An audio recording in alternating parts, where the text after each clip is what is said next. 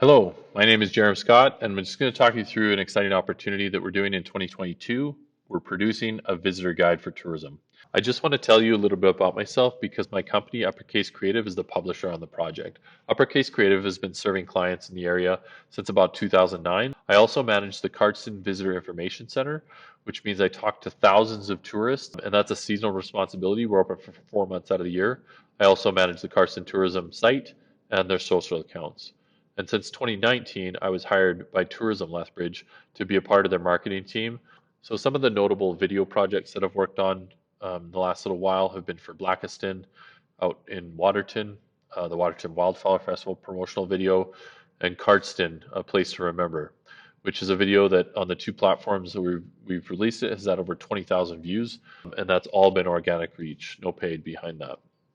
I've also designed a lot of visitor guides previously. I've designed the last guide for Lethbridge, and I designed the Waterton Lakes National Parks guide for 6 years with Trail of Great Bear Publishing. Beth from Trail of Great Bear has since gone into retirement, so I no longer do that one.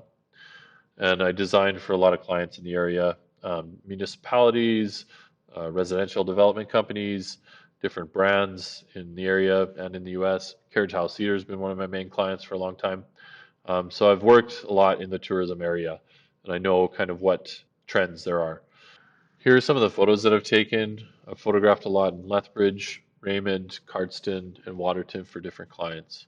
I just wanted to talk about some of the things in the industry. We look to Travel Alberta provincially for direction. We're in the retrench and refresh stages now as we come out of the pandemic. Just so you know, Travel Alberta has been revamped a little bit. They're now a destination management organization, not just in charge of marketing anymore. So I just wanted to touch on some of the key market trends that Destination Canada put out in their Tourism's Big Shift publication in November of 21. They've identified 10 here. There's a few that I want to highlight that are important for Cardston. And just to show that we're on brand with Destination Canada, we've got canoeing down here too, guys. Domestic travel. As international borders have been closed and slow to open, a lot of the travelers that we're getting are closer. You know, they're not international travelers, they're staycationers, and there's larger municipalities around us, and we can take advantage and leverage that. I'd also like to speak to Indigenous connection. We neighbor the largest Indigenous reserve in Canada, geographically speaking, and in light of the recent discoveries of unmarked graves at residential schools throughout the country, it's time for us to make better efforts and build up the Indigenous community. It's time for us to focus a little more on how we can heal and how we can elevate Indigenous culture. Wild for wilderness and health and well-being. We've been pent up in this pandemic for way too long. It's time to get out and explore and find the healing qualities of nature. I just wanted to talk about some of the opportunities that are specific to the Cardston region. We know that tourism is an economic driver, and when those dollars come in from outside of the community, they tend to get spent in the community and trickle down. Ag tourism is growing. This is good news for us. We're not very crowded. 62% of the Canadians that were polled tend to avoid crowds when they travel. We can also better establish our place in the discussion surrounding the Cowboy Trail. This is not just a road, there's marketing dollars behind this, it's got good brand recognition, and with world-class museums like the Remington Carriage Museum, we have a lot to offer here. Coming out of COVID, there's going to be more opportunities for us to highlight Indigenous tourism products and experiences and celebrate Blackfoot culture. And I'll talk about this in the next slide, but we are the hub of historically significant sites. Let's talk target audience. The drive market to this region is totally crucial. The international airport is in Calgary, it's a couple hours away.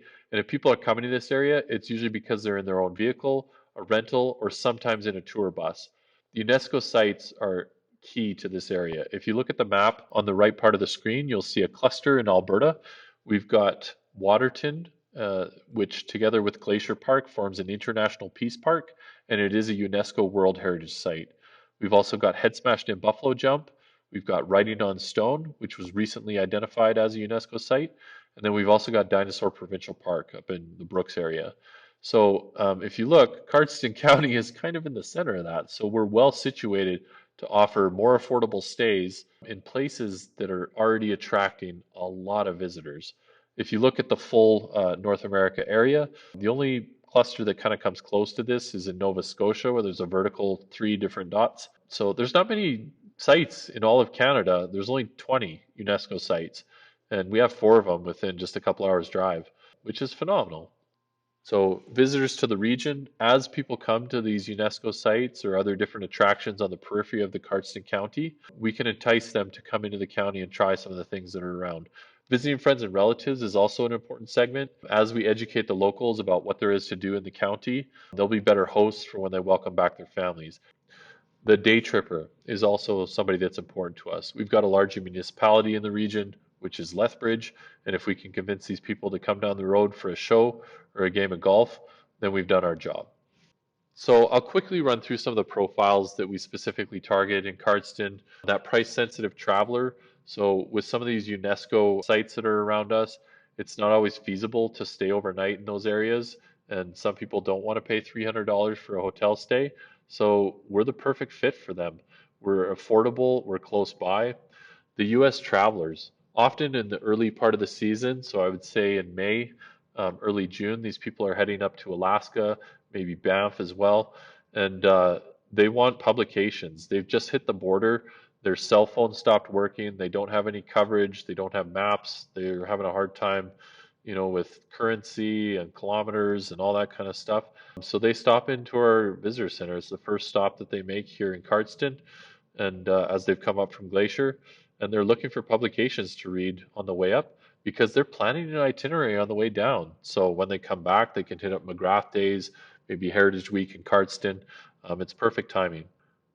Golfers are another important segment that we're targeting. We have two wonderful courses in the county, and we're close to a circuit of other great courses with Waterton, Paradise Canyon, Henderson, courses like that. Photographers, they produce a lot of what's called user generated content. So they're photographing things, they're posting on social accounts, they're using hashtags that help tie back to the area. I've planned whole vacations around a single image that I've found captivating from an area. The reunion, wedding, and funeral planner market. Some of those things are funner to plan than others, but Mountain View has great multi-family setups out there for housing larger reunions and things like that. So we want to really help those people have kind of a one-stop publication that they can figure out all the different things that their family members can do in the region when they're here for a reunion, a wedding, or heaven forbid, a funeral. One of the benefits of doing a guide for Cardston County is that we get in the consideration set. I have so many guides. Fort McLeod has a guide, Milk River, Vulcan County, Fernie, Waterton, Southern Alberta, that's CMI Publishing. Glacier's got a guide, Brooks and Newell County, Crow's Nest Pass. Pincher usually produces a guide, but I think they hit pause during the pandemic. Lethbridge obviously does a guide as well. Having our own guide puts us within the consideration set. It shows that we're a viable area to come and spend tourist dollars. And this also really aligns with our target audience, that traveler that's coming out from the US that likes publications, that wants a map. We really need to out-help the competition, help make their planning process, their stay in the area seamless, and have a place that consolidates all this information. It allows us to unify the brand voice. Some of the content that we produce for the guide, the writing, will be able to be repurposed as blogs and different things for the website. We'll also have it downloadable online. We're offering affordable ads. You'll see in a later slide some of our pricing compared to competitor. Because I also work in the visitor information realm, I know how many guides are getting recycled from all the different publishers at the end of the season. A lot go in the recycling and they never get read. And there's not really a feedback loop. Publishers don't really care. It would look bad for them to say that, 2/3 of their guides have been recycled at the end of the year. They want to say they're distributing a lot. So we'll do a print run that's reasonable. We'll try to reduce a lot of the waste, and we're really trying to bring return on investment. I can kind of see how we can more responsibly produce these guides with less waste and keep advertising prices down. So we have this great image library of the region now, and we'd like to showcase that. It's not just about telling people, but also about showing people. Really, we're pooling resources here, and we're also consolidating the print collateral for the area. As rack space in some places gets reduced, we're putting forward our best foot to get our publication in that rack, and we're also taking care of the distribution for everybody. So, we don't need to print a rack card with pricing that isn't an evergreen product that's going to be obsolete in a year, and then find ways to, go claw that stuff back because it's got old pricing. We're going to produce this guide annually, and we'll be responsible for making sure that at the end of the year they get pulled as the new ones come in. So let's talk distribution. We're focusing on the region, and we're really asking ourselves the question of where is the target audience the night before. The visitor information centers in our network, we're distributing to them, and we're looking at the key tourism touch points. Think, B&Bs, attractions, gas stations, things like that. That's where we're trying to reach these tourists. Also online, this will be downloadable online, so it'll get extended reach beyond the print run. And if you look there in the gray box, those are some of the communities that we're targeting with distribution. The print quantity that we're going to run for 2022 is in that 3,500 to 4,500 range. That final number will depend on ad revenue, but as I said, we're not inflating this number. We're not going to, print a ton just so we can run our ad pricing up, but we're being really responsible. We have a very granular distribution list of places that we're targeting with reasonable distribution numbers. We're funding this project through ad sales. If you feel your business would benefit from getting its message in front of our readers, then buy an ad with us. So if you're a business that doesn't necessarily feel like placing an ad would benefit you directly, but you like the idea of the project and want to support it, you can do that through a donation. You can offer any amount you want, and this is also a good option for municipalities that maybe don't want to put an ad together because the whole guide is going to promote them anyway, but they want to support the project. And any of that money, whether it's ad revenue or donations, goes towards the expenses of the project, which are creating more images. There's some things we still need to flesh out. Writing, design, printing costs, that's the big one, and distribution. If you'd like to support it, but don't want to do that in a financial way, you can also share this video with somebody that you feel should hear this message. So what is the ask? Well, if you're a municipality or a chamber, chances are I'm coming to you in person to present this, and I'm looking for a liaison to review content. We'll do all the heavy lifting, but we need somebody there for 2 or 3 revision cycles to kind of go over the information. And then for everybody, businesses and municipalities, we're hoping that you buy an ad or offer a donation. Any donation that you offer will also go towards building up our online content. But if you go to cardstontourism.com, in the navigation, there's a section called advertising. And if you click on that, that takes you to the e-commerce part of our site where you can buy an ad. Just for comparison's sake, our pricing is put against the CMI pricing in that gray bar on the bottom. Our pricing's on the top. And you can see that we're very competitive, sometimes almost a third the cost of any given size.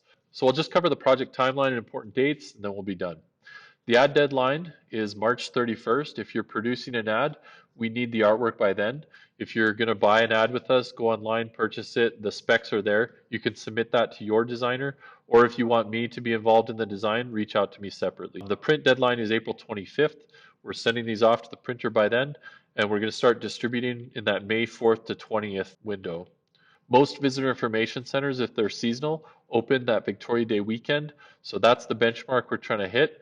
We're looking forward to this project, and if you advertise with us, let's get the word out there and show everyone how great Cardston is. Ciao.